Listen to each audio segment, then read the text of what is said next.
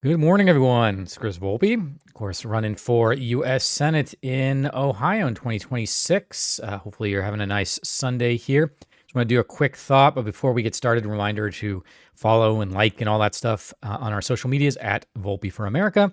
And if you can do me a favor, share this video with at least one other person so we can start to get these messages out and begin to build our audience here. Oh man. I'm going to talk about the jobs report and the firing of the labor secretary. It has been a wild couple of days here. So, for those of you maybe who are unaware, excuse me, there has been a lot of sort of conversation over the past 4-ish months or so about why is the economy doing better than it should be by sort of all traditional metrics of looking at the economy. And so there were quite a few folks in the media or economists and whatnot that were just confused. Like these numbers that we're getting in terms of like job creation and stuff, they don't quite make sense with where they should be given the other economic indicators that we are seeing, as well as things like tariffs and all of the sort of global uncertainty that the administration is creating and all of that. So a lot of folks were just kind of sitting around being like, well, okay, well, if basic macroeconomics holds like we all think it should, then maybe there's just some sort of delayed effect. Turns out, no, there has not been a delayed effect. The actions of the administration are doing the effects that we assumed that they were going to. So I'm going to throw this up here real quick. This is NBC News. Let's see here. So going to Truth Social, Trump has attacked, sorry, I'm losing my voice here. Erica McInterfer, the commissioner of the Bureau of Labor and Statistics, claimed that the jobs reports are being produced by Biden appointee. So we're going to come back to that for a second. But first, I want to jump to the Bureau of Labor and Statistics on Friday morning reported that the U.S. economy added just 73,000 jobs in July. I'm taping this on August 3rd on a Sunday. So this came out a couple days ago. Well below estimates. However, this is the big one. It also said that it had revised the May and June numbers, and they turned out to be substantially lower than previously announced by more than 200,000 jobs. I believe it's like 258,000 is the number I believe that they quoted. So it turns out for all those people who've been questioning why the economy is not sort of weakening in a way that macroeconomic numbers would indicate, it turns out it has been. It's just the initial estimates were off. Now, before people jump in, as they often are, these adjustments to numbers are very, very common. They happen every month. They're always going on. And that's because the Bureau of Labor and Statistics gets a lot of this data from like payroll companies and other census information and things, other pieces of information that are brought up to the public, right? And then that's how they sort of like, they take these numbers and they put them into their statistics. So these estimate adjustments happen all the time. And it turns out that the numbers that we thought were coming in were terrible, just terrible. I'm going to pull this up real quick as a chart. We had assumed, well, I'm using sort of the royal we here, like a lot of folks who are just like kind of looking at the numbers and they're like, this just doesn't seem to make sense. But a lot of folks, here we go. Here is the adjustments here. If I can grab, there we go. Sorry about that.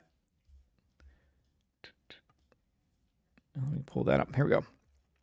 So as you can see here, the job creation figures for May and June were revised significantly down by more than 250,000, 19,000, 14,000, 73,000. And again, this is CNBC. So these numbers originally were like up here, which, like weren't like amazingly stellar, but they were solid. You could kind of obviously, if you average this out, you're going to be somewhere probably around 150,000 to 200,000 jobs created, averaged out over the past couple of years.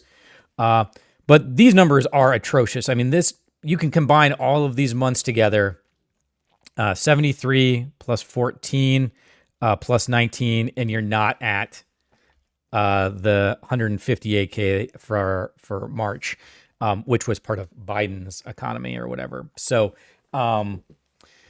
this is a really important piece of information here, because this tells us that the economy, in essence, is sputtering, and that there are a lot of other metrics that we can pull on, and I'll talk about those in other videos, but just for the interest of time, I'm just focusing on these numbers right now. But these are not good numbers. Now, having bad numbers is one thing, right? That lets us look at these and be like, oh, okay, we need to start making some changes, maybe adjust how we're handling things, if the administration was actually interested in that. But between the tariffs and the uncertainty and the lies, we're ending up in this position. But let's roll on back to the part I was going to, that I skipped earlier. I was going to come back to. The administration has fired McIntyre, how you pronounce her name, McIntyre. This firing sent shockwaves through Washington, which has already been rattled by waves of terminations through nearly 7 months of Trump's second administration. Quote, President Trump is once again destroying the credibility of our government by firing expert and nonpartisan officials because he doesn't like the facts that they are presenting, said Max Stier, the CEO of the Nonpartisan Partnership for Public Service. Governments that go down this path find themselves in ugly territory very quickly. What he is saying is that we can no longer trust any of the information that comes out of the government. Now, there's going to be people who be like, well, you can never trust the government. Fine, whatever, like that's fine. But the facts are that for the vast majority of just the day-to-day bureaucrats who are doing the information, the U.S. government actually had a remarkably trustworthy set of data that would come out of it. And not only in the United States will we use it here, but those numbers are used globally to peg to the state of the economy. So at this point, whoever the next person that gets put in after Trump's firing, we know is just going to be a Trump toady, which means we can no longer trust any information coming out of the government in any department. And that is going to create a level of both economic but social uncertainty that is probably going to lead to massive economic repercussions. There was a conversation yesterday that I was listening to where a significant portion of the rest of the world is having serious doubts about investing in the United States because they cannot trust the economic landscape. It's shifting from one moment to the next, and you can't do long-term planning when the country is always shifting. Why are you going to spend millions, tens, hundreds, billions of dollars into an ecosystem that you can't trust from 1 minute to the next? On top of that, it is going to create just a ton of,